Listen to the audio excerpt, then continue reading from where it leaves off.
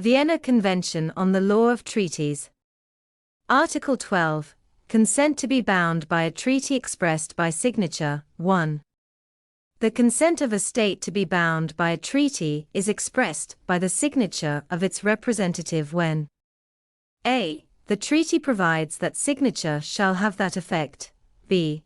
It is otherwise established that the negotiating states were agreed that signature should have that effect, or c. The intention of the state to give that effect to the signature appears from the full powers of its representative, or was expressed during the negotiation.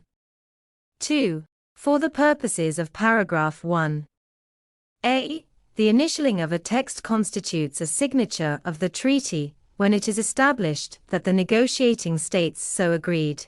B. The signature ad referendum of a treaty by a representative, if confirmed by his state, constitutes a full signature of the treaty.